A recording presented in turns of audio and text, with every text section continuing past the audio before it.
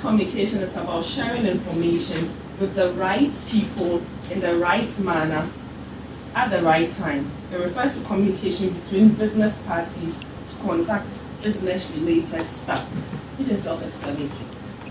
So now, these conditions need to be met before communication actually happens. We have a sender.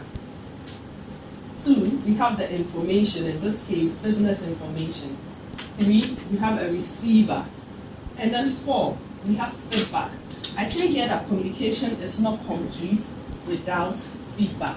So if you are communicating, even with yourself, internal communication, you should get feedback. Sometimes you are seated on top of your closet and you're like, okay, what should I do today? Do you think I should go out? And you go back again and be like, nah, I think it's raining. Maybe let's wait, I'll go after 4. Then you go back again, okay, 4. It's getting too late. Let me just go with an umbrella. So you are giving yourself feedback. That in itself is feedback. That in itself is communication. These are the elements of communication. Tell me who the receiver is. The receiver is the one who is listening to you. Perfect. So the receiver is the one who is listening, or the receiver is the one to whom the message is intended.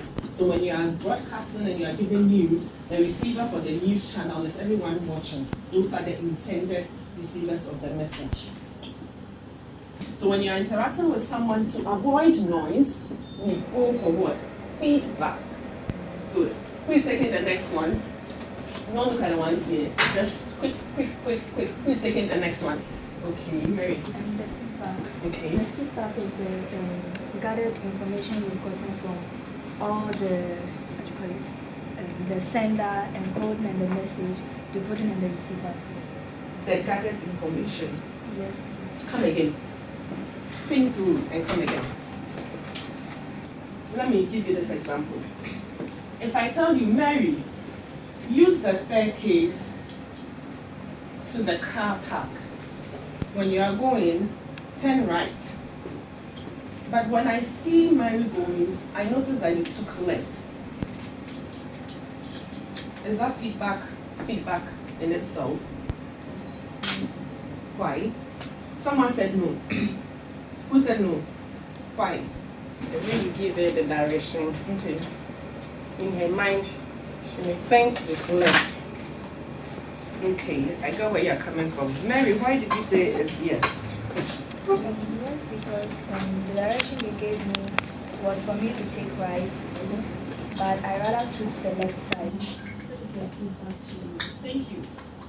That's the answer. Do you get it? Even though she didn't proceed with the direction I gave her, she took a different turn, but that in itself is feedback. So what that feedback gives me is the fact that Mary did not understand what I said. So in this case, I can call Mary back, reiterate what I said, and maybe show her. So it's feedback. So how many types of business communication do we have? What and what?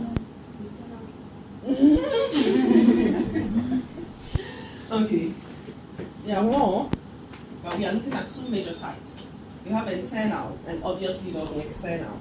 So internal business communication is when people within an organization communicate with each other. So you can see us here. We communicate with each other because we all find ourselves under ABB.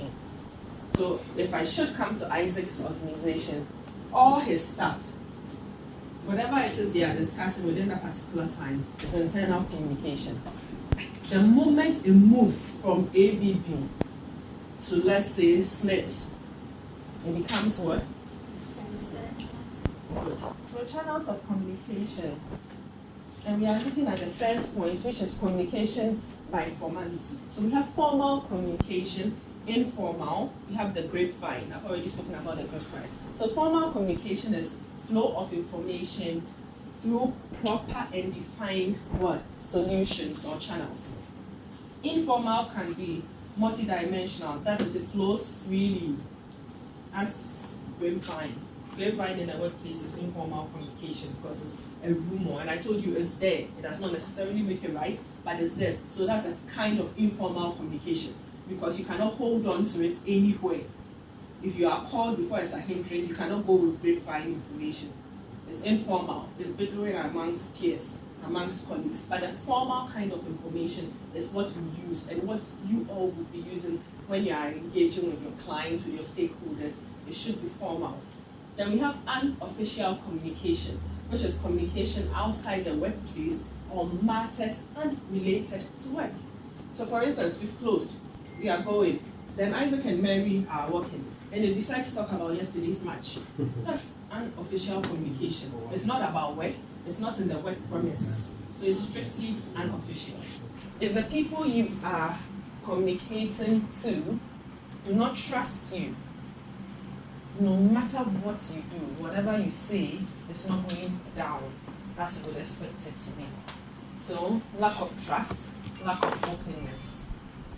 Then emotions. Your emotions can be all over when you are communicating. When you are emotionally worked up, you notice that you tend to hear things and understand things differently. Emotionally worked up, your wife is in the labor ward and you are in class, you wouldn't listen to anything. Your mind is there because emotionally you are detached. So all those are barriers to communication, including the noise we spoke about.